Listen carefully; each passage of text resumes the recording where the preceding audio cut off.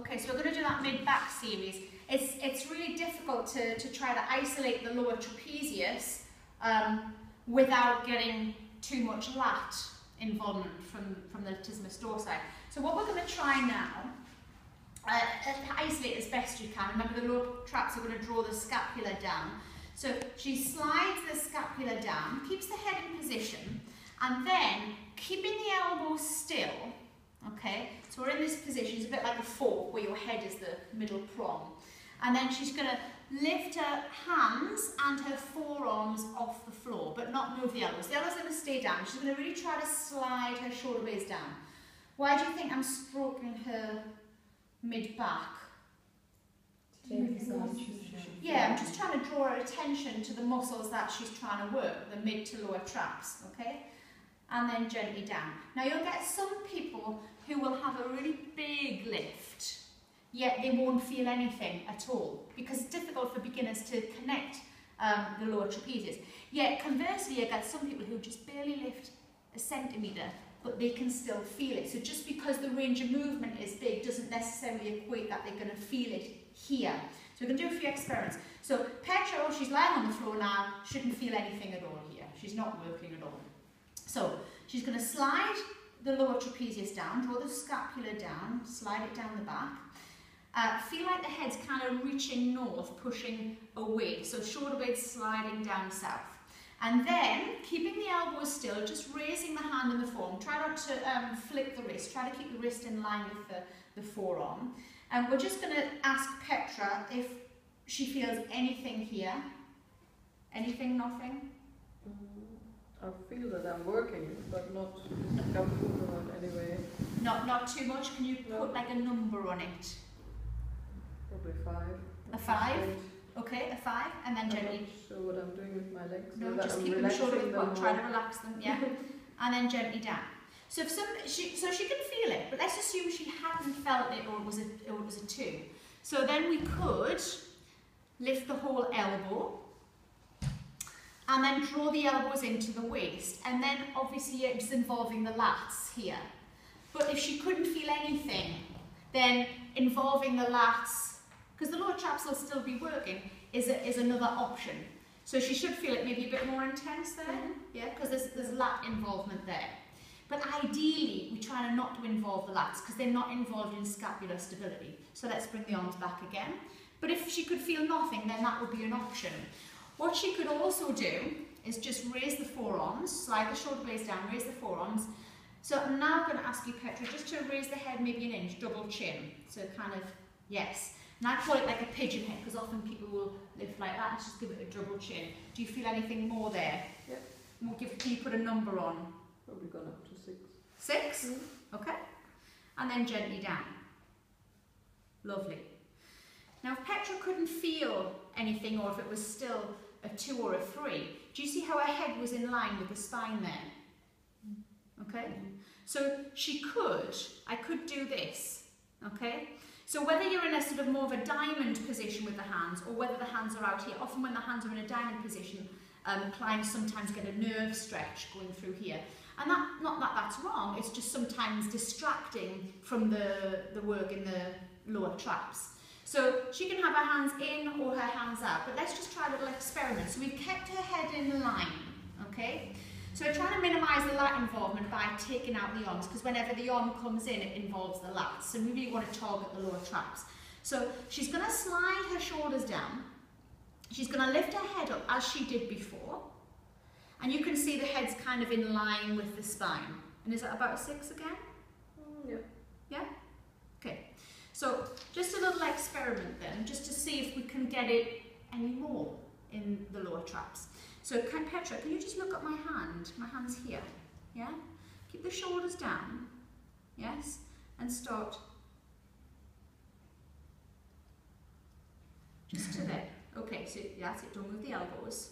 Okay, what can you feel now, Petra? Yeah, a lot more. A lot more? Can you put a number on it? 8. 8. Okay, so we've gone from a 5 to a 6 to an 8. But look at the shape of her spine now. Okay, so she's lifted a lot higher. Let's come down again. Let's do that same lift because she's lifted her chest off. And remember, it's no more than a thoracic extension, so our 12th rib has to be on the floor. So let's lift the head again, but it's staying in line because you lifted your chest a lot higher this time. So lift your chest a little bit more, so come up a bit higher.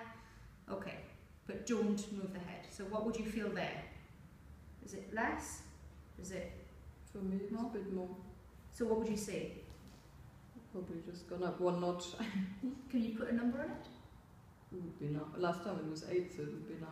Okay, so can you just look at my hand? What does it feel like now? Well, that goes up because I'm not pressing on my hands. So. Has it gone up because she's not pressing through her hands? Is that the reason it's gone up? Because some clients will feel more in the lower trapezius when the head is in line. But I often feel, particularly with my own clients, that with a bit of thoracic extension, they get it a lot more. Yeah. And that's very dependent on the client. So it's important to offer both choices.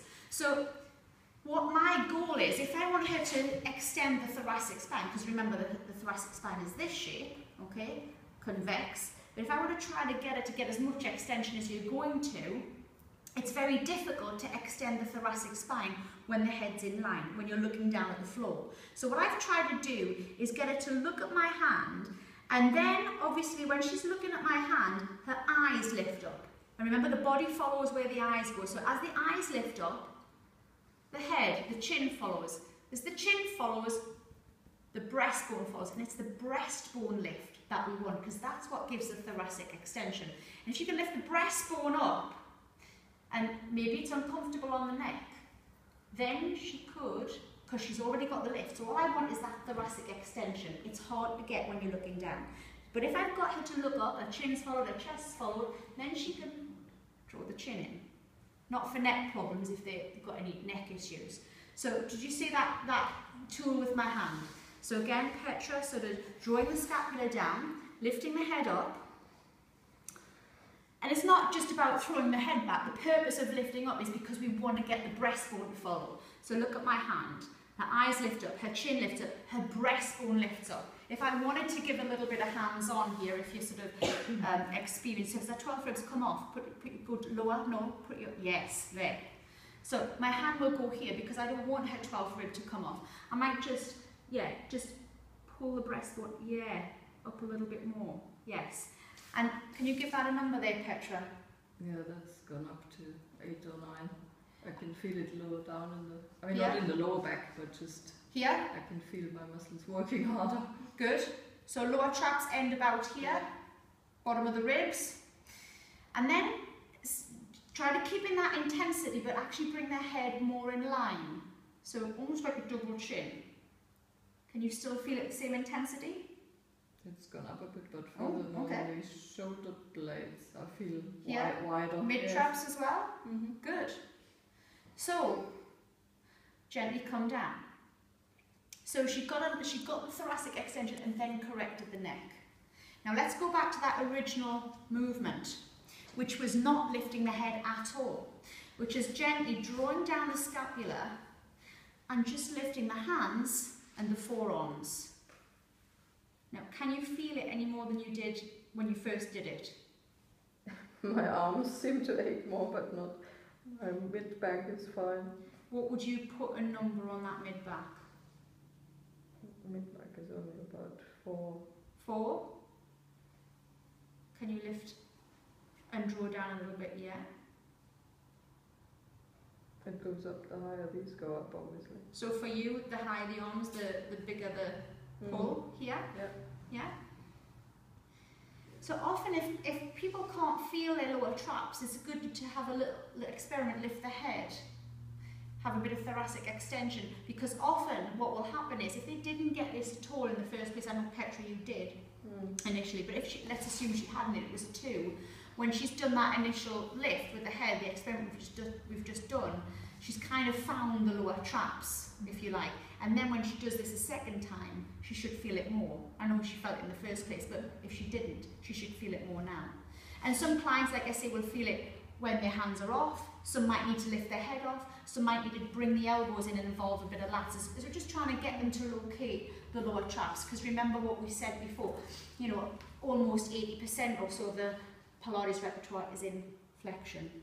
And so it's nice to get a bit of extension, because we want to work all those postural muscles for mid-back strength, yeah? Is it with regards to, I know sometimes we said to keep your toes together just to switch off the glutes, or yeah, so sort of internally rotate, you mean? Yeah, just to try to minimise the glute involvement, exactly. But definitely. one would never engage, yeah, it would be, yeah, the problem is when people engage the core, they do just what you've just done and push back. So almost, I mean, have a very small engagement, but without affecting that, yeah, that lower back. Yeah? Yeah. Good.